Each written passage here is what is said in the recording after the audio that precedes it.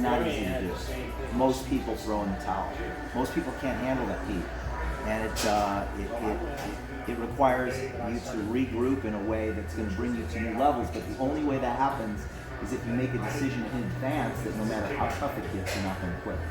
How long did it take you to hit that $1 million a year in your second venture?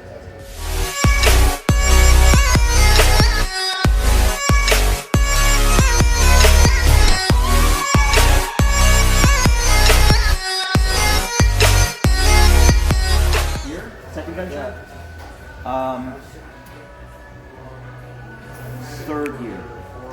Third year is when I made $1 million in a year. And was it just a gradual climb to the? No, well, the first 5 months I was just working hard, and you also, everybody questions. You don't know for sure. You can have a really good idea that things are going to go great. You can like, this is a great idea. I think this is going to catch on. And you go to work, and maybe you attract some people, and you begin putting together a team, and you're getting customers and growing. But to reach the next level, you don't really know for sure if it's going to happen. So you have to step out. You have to work hard in faith that it is. You have to act as if it's going to be big, right? And for me and our company, and it wasn't just me. It was just like attracting the right people at the right time, people that wanted to really make a big change in their life and are willing to work hard, and that they have the resources to do it, or they're willing to find the resources to do it, like the people resources. It's all about relationships. It's all about connecting with the right people. It's all about networking. So, to answer your question, I started on my 5th month. I was making about $10,000 a month, which wasn't what I was accustomed to. No. That was good money for a lot of people, but that wasn't what I was accustomed to. But we were moving in the right direction, so I just kept pouring gasoline on the fire. And then the second year I did extremely well, and then the third year finished really tough.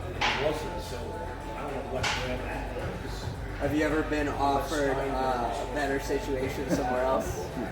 You're amazing.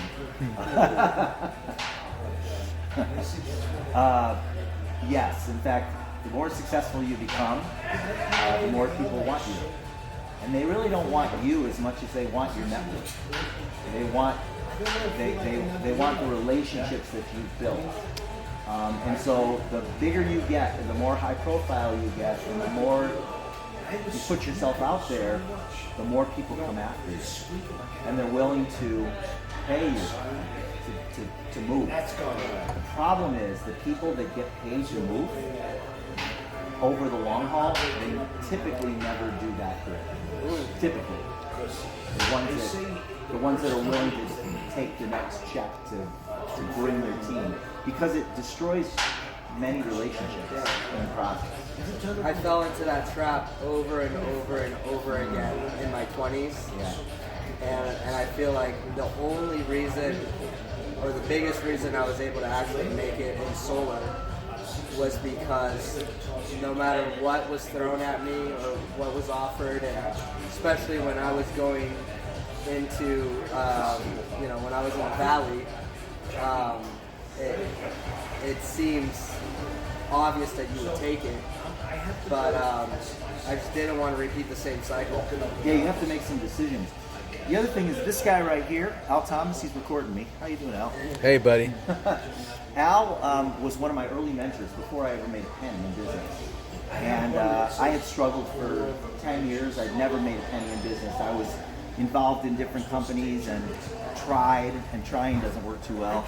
And I was invited to go to an event, a training event in San Francisco. Didn't have the money to go.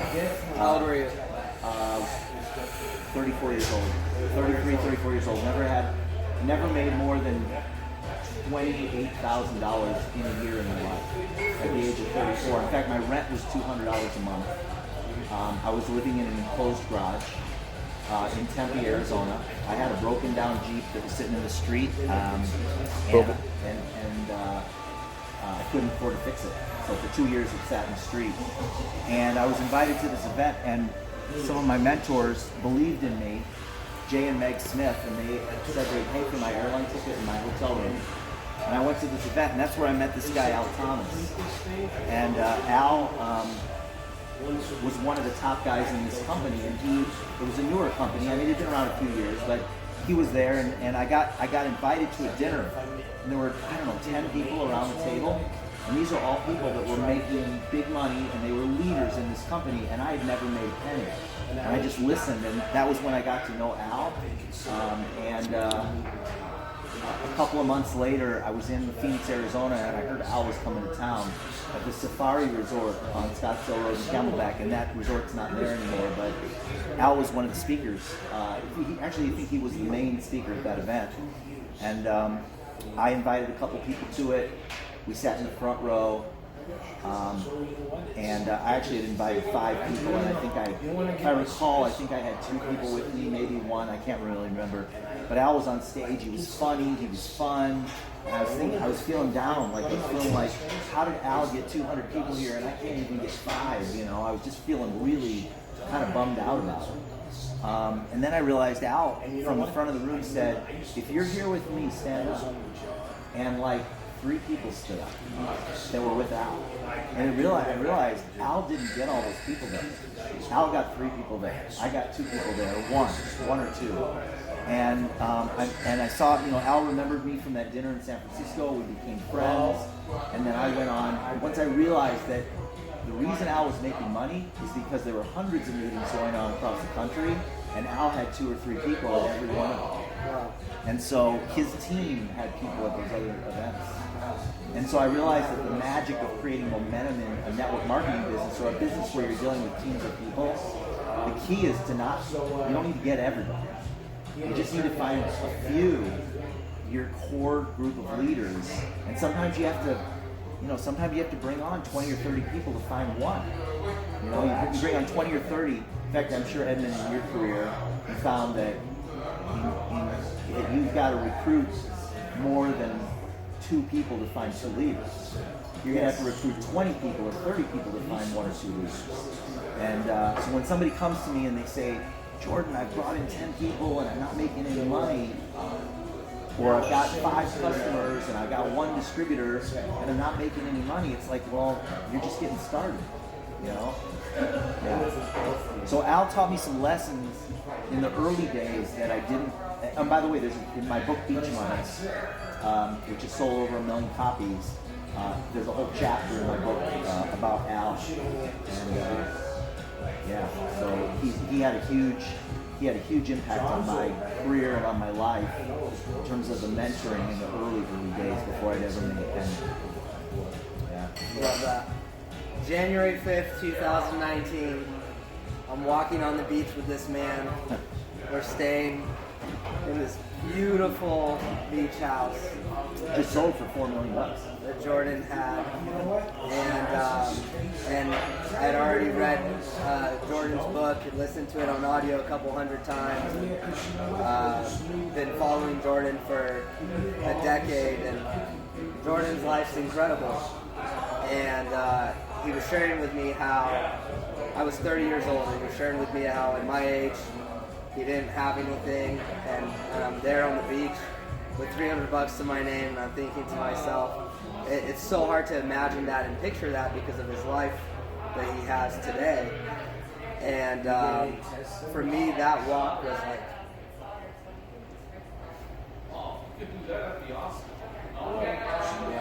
was a defining moment where I felt like I could do it too. So it was really cool. But I wanted to make it a point to stick with one thing and to actually get over all the obstacles and barriers that I wasn't able to get over in my 20s in different ventures. And I think a lot of it comes down to your mental fortitude and your strength to be able to stick to your vision and stay excited and keep a high level of belief in what you're doing and what you want to do, and understanding that it's not going to happen overnight. So just like Al Thomas helped you, you've helped me a lot. Now we're flying around in private jets once in a while. Yeah, now things look a little bit different, but it takes a little bit of time. And one thing about time is it flies by regardless. Like the next 5-10 years of your life are gonna fly by. You gotta ask yourself, do you want to go from company to company, chasing the best deal, the best situation, where you just start fresh and start new and you don't have to deal with your current results? Or do you want to actually grow? And do you want to, build a business on a solid foundation and have true relationships that you value and eventually, grow and build something special with people that you love and trust? That takes time, and it takes more than just looking at your current results, right? You have to actually want to contribute and add value to others and serve something bigger than just yourself. I think for me, I've been very mission driven on creating something, and it hasn't just all been about my immediate income. And once you focus on embracing the journey and going through the process, I like to say marry the process, divorce the outcome. There's only, if you're truly focused on adding value and contributing, you are going to progress every single year. That's the only thing that really matters. Nobody becomes a millionaire overnight. I'll tell you that right now. Unless you bought 20 Bitcoin when it was $1. In that case, you're a millionaire. But that takes time too, Jordan. Yeah. You go back, in time when Bitcoin was $1, that was probably 10 years ago. The thing that I would 20-year-old say self. is, no matter how much money, this is the thing. I've learned some lessons about investing. Here's what happens: you start making a lot of money, and you think you're smart. This is the reason why most professional athletes and most entertainers, many of them, not most, many of them end up broke. Is because once you start making money, you think you're smart, and then everyone wants to come to you, and they want you to invest with them. And because you think you're smart, you start investing your money.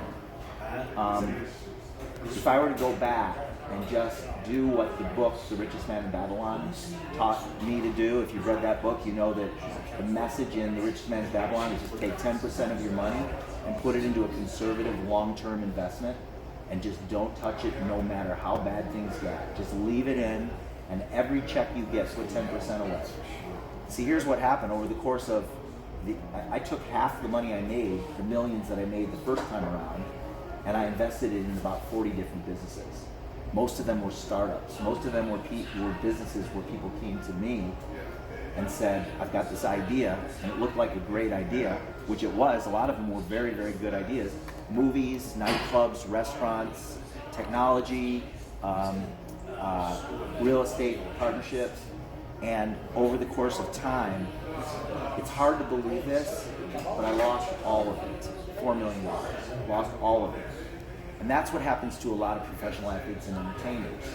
If that's all I had done was taking 10%, still do that stuff, do that speculative stuff, do that aggressive stuff, but just take 10% and put it away. If I had done that when I was in my 20s, I'd probably, starting in my 20s, I'd probably have $40 million more than I do now if I had just done that. But instead what I did is when I started making money, I took my profits and I invested them into speculative businesses, which everybody gets those opportunities and they're very enticing. When you start making money, everybody gets those opportunities, and it's very enticing. It's like, I just had one recently, a $250,000 investment last week, that these guys, and it's a startup, and these guys just want the money, and it's a great idea. It sounds really good, and it's like a drug. You want to do it, but I just know from experience now, nothing wrong with investing in that kind of stuff. But you got to understand that money should not be your future. You don't want to invest that money expecting necessarily that it's going to be, your windfall. It might be, but the chances are pretty low. If they're startup ventures, no matter how good the idea is, no matter how good the people are, if it's a startup venture, there's a really good chance you're not going to have the money. when it's all said and done. So there's a lot that has to happen between startup and maturity for a company to survive and make it and grow. There's a lot that has to happen. There's a lot of dynamics that most people aren't. They don't navigate those seas well, most, and so that money ends up becoming, it goes away. You know? So that would be my first piece of advice. The second thing is you gotta be completely immersed in personal development on an ongoing basis, not as the thing, but as part of your growth. Like, so in other words, you can't just read and go to seminars and listen to audios and expect to get rich just doing that. But if you immerse yourself in it part-time, 10% of your time is spent on personal development, where you're immersing yourself in personal growth, because you will only grow to the level of your own personal development. You only grow to the level of your own personal development. So if you're feeling yourself stuck, you need to start hanging out with people that are better than you. If you feel yourself not growing, you need to start reading, even if it's just 3 pages a day from good personal development books, like the Magic of Thinking Big, or Think and Grow Rich, or Rich Dad Poor Dad, or The Richest Man in Babylon. Any of these books, there's so many of them. Beach Money. Beach Money, of course. Yeah. But as long as you're continuing to stretch, then your income will grow to meet your level of deserving. So deserving is an interesting topic. You don't deserve the reward until you've done the work. You don't deserve it. And so when somebody starts feeling down on themselves because they haven't reached a level that they feel like they deserve, it doesn't mean that it means that you don't deserve it because you haven't done the work. Most people think they deserve it, even though they haven't done the work. For example, surgeon. Do you deserve to be able to perform surgery on people if you haven't gotten schooled in it, and you haven't done the apprenticeship, or whatever, what do they call it, internship? You haven't done the internship, and you haven't learned the skills, and you haven't gone through the schooling. Do you deserve to be a surgeon? Just because you say, I want to be a surgeon. No. You don't deserve to have the income of a surgeon. You don't deserve to be able to perform surgery until you've done the work. It's the same for everything. Being an entrepreneur, same thing. That's why people that make money that aren't ready for it, maybe they got lucky, they happen to step into an opportunity, they lose their money. Somebody wins the lottery. They don't deserve that money. They lose all their money. They start investing in things and they lose it all. Most people that win the lottery 2 years later, 3 years later, they don't have that money anymore. And the reason is because they don't deserve it. They haven't done the work. What do you say to somebody? There's so many people in solar making $200,000-300 grand a year. Otherwise, you would have stood there for a long time. I really appreciate that. Does anyone else need anything else? I'm good. We're good. Thank you. Yes. Okay. Thanks. Thank you. So there's so many people right now in solar, and they're making $200,000-300 grand a year. And a lot of them, they almost know too much to make $200-300 grand a quarter, let alone $200-300 grand a month. And I see a lot of guys that I work with, that have had their best financial years with us at Apricot, yet they feel like they should be doing better, and they go and they chase another opportunity. And in the last 3 years that I've been in solar, I actually haven't seen them go off and... It's rare. It's rare that somebody leaves their opportunity to go somewhere else that looks better. Grass is always greener. Yeah. And it's very difficult to replicate that success unless if they really truly have the skills. So if they really truly have the skill, they should be able to do it where they are. Right. Right. So, but why don't they? Well, it's because I think it has to do with them losing belief in either themselves or in their opportunity. That's what, they lose belief, so they don't do the work. Right. They stop doing the work. It's easy to get distracted. We live in a distracting world, especially with social media. Yeah. There's so much on there that looks enticing, and but it's very rare that somebody, especially somebody who makes their money the first time, they're making $200,000 or $300,000 a year, and they're doing great, and then there's a little bit, their income starts to wane a little bit, or their activity level starts to wane. They get comfortable, right? They're not growing anymore, and then they see something over here that looks better, and so they want to go over there. The problem with jumping is just like we talked about. You're always starting over. You're starting over. You're building new relationships. The relationships become really complicated when you start jumping from company to company. You lose friends, people that trusted you stop trusting you. People start questioning your integrity. When you leave people hanging, because that's what you're doing when you jump. You leave a bunch of people hanging. You leave your customers hanging. You leave your leadership hanging, and it impacts your relationships everywhere. And people don't see that when they make those. It almost becomes a toxic trait too. Like once you make that first jump, now you're just prone to doing it over and over again. I went and I talked to That's an Michelle. interesting. I've never heard that before. Toxic trait, but yeah. I mean, I know I fell into it to where We'll keep going. We're gonna keep going. Spending less and less time on my own personal development over the years, and I made a conscious decision that this year I'm going to read 52 books. Wow. One book a week for 52 weeks. So that's what I'm doing in 2022. So during January I'm reading 4 books. In February I'm going to read 4. I'm in 4 right now. Starting over. I started with some of the foundational books that I've been talking about. I started with some of those foundational books. I think a lot of people love diving into personal development and reading books, listening to audios, studying NLP. How do you find that balance between personal development and productive activity? It's not an either or. It can't be. You have to do both. It's the only way you're going to grow. You have to do both.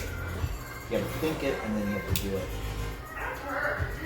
And actually, belief. I want to talk about belief a little bit. A lot of times you can dream it, but you don't need to believe. I don't believe you need to believe it to create it. You just need to do the work. So for example, I didn't believe that I could be a helicopter pilot. I didn't believe it when I made the decision that when I had the dream to become a helicopter pilot, I questioned whether I could actually do it. But I did the work, and I kept going back, even though there were more than 100 times in the journey of getting my license, from the day that I took my first flight to the day I actually got signed off and I was a helicopter pilot. During that time frame, there were hundreds of times that I questioned myself. Hovering the helicopter. Every time I would do it, I would ask my instructor, am I going to ever get this? Because it takes many, many hours to learn to hover a helicopter. Many hours. And you have to do it over and over and over and over again, where your instructor's saving your ass over and over and over again until you can do it on your own. And I didn't believe it, but I kept doing it. And eventually one day, my brain got wired in and I was able to do it. That's one part of flying a helicopter. There's so many things you have to do, so many things you have to be aware of, not just the not just the technical part of flying, but all the other stuff, communicating with the tower, knowing emergency procedures if something goes wrong, weather, pre-flight, all the mechanics of the helicopter itself. There's so much to learn, and you question yourself. So in business, there's a lot of things that you're not going to know when you start. There's a lot of things that you're going to doubt yourself and question yourself. Human beings doubt. We're doubting beings. We're doubting creatures. When you're making $1,000 a month, you question whether you can make 2. When you're making 2, you question whether you can make 5. When you're making $5,000 a month, you question whether you make 10. When you hit $10,000 a month, you question whether you can make 50. That's just how it is, and you're going to deal with it. And the people that deserve the big money are the ones that are willing to do the work, even though they're questioning a guy. Wow. Powerful. How important are relationships in business? It's everything. Everything. You've got to. Your network is the fuel that runs your vehicle. It's the fuel that runs your vehicle. It's the people you connect with. Think about this. Think about a dream that you accomplished or achieved in your life, something that you wanted. In almost 100% of the cases, I can't think of a case that this is not true. It's because of one person that you met that took you there. Is that right? Yeah. Think about it. It's one person that you meet that changes everything.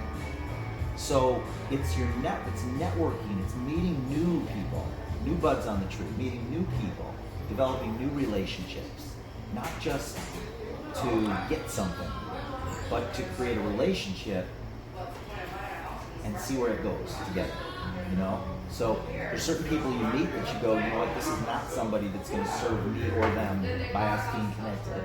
And we go off in different directions, but there's other people you meet that you're like, there's synergy here and we need to be together and we need to work together. The only way you find those people is by networking and by building new relationships. And that's out of your comfort zone for most people, meeting new people. Sure. Right? So that makes it more difficult. But that's part of growth. Question, I have to get going in about 15 minutes. So what is the third lesson that you would tell your younger self? I just gave you like 5 other lessons. Oh, sorry.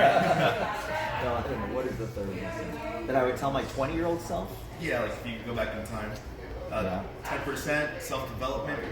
One more. And this is just for you. Everyone else. Right.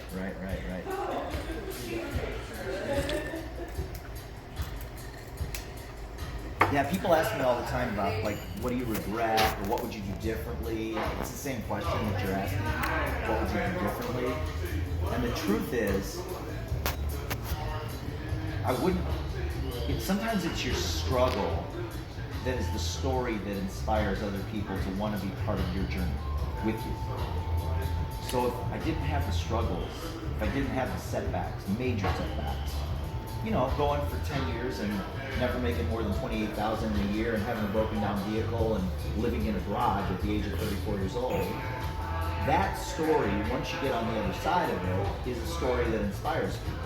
When people know that I was involved in 11 different network marketing companies in 10 years and never made a penny, you know, what would you do differently? Well, the truth is, if I hadn't gone through that, it was painful, but if I hadn't gone through that, I probably wouldn't have going on in my life today what I do, because that story, people say, you know what, if he can do it, I can do it. You know, look what, like my story, most people go, my story of struggle is nothing like Jordan's story, which means that I can do this. So, and so whatever you're going through right now,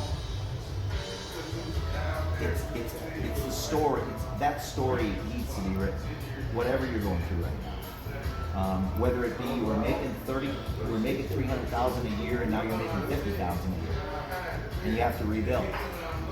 That's a story that needs to be told after you get on the other side of it. But the only way you can tell that story is you have to get on the other side of it. Do you think you could have made it in one of those 11 companies you tried? Had you shifted focus? If I had made a decision to not quit when things got tough, I could have been the reason some of those companies survived. In other words, some of those companies, 3/4 of those companies are no longer in business. But if I had made a decision to not quit when things got tough, because I've proven that I can do this, it's possible that my decision to not quit could have saved that company. Wow. You know, rather than going, it's the company's fault when I'm not making money. What about, I'm going to be the one responsible for the growth of this company? Wow. What a nice philosophy. Yeah. And you have one more lesson. I see you've got one more. I don't know what it is. I just gave you everything. You better save that last one though, because that was big. Al, do you have anything to add? No, this is fantastic. I'm loving it. I'm loving it. Edwin? This is like Cars and Coffee with Jerry Seinfeld, only with cigars. Oh, yeah.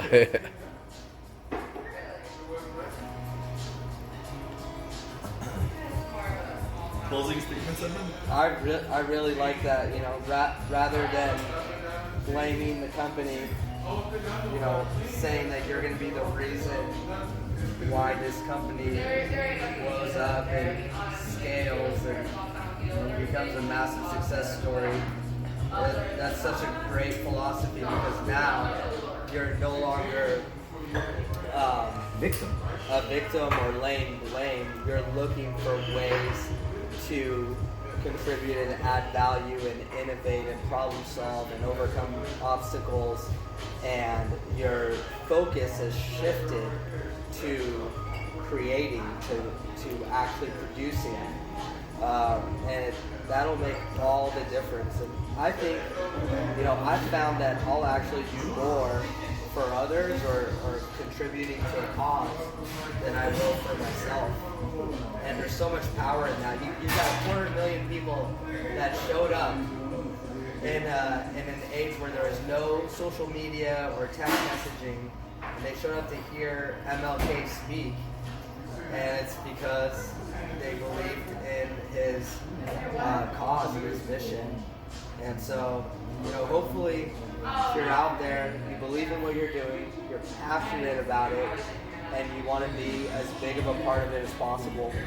And once you align with something and you go for it, you make that decision, it's only a matter of time before you start experiencing your own breakthroughs and you have that quantum leap, and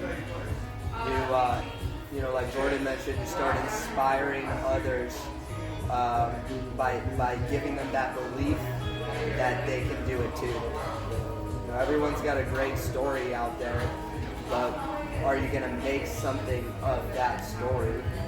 And that's where putting in the work is going to be the big contributing factor to whether or not your story becomes inspirational or it becomes like most people's story of just being a victim and being in a bad situation and their current circumstances everyone's fault but theirs.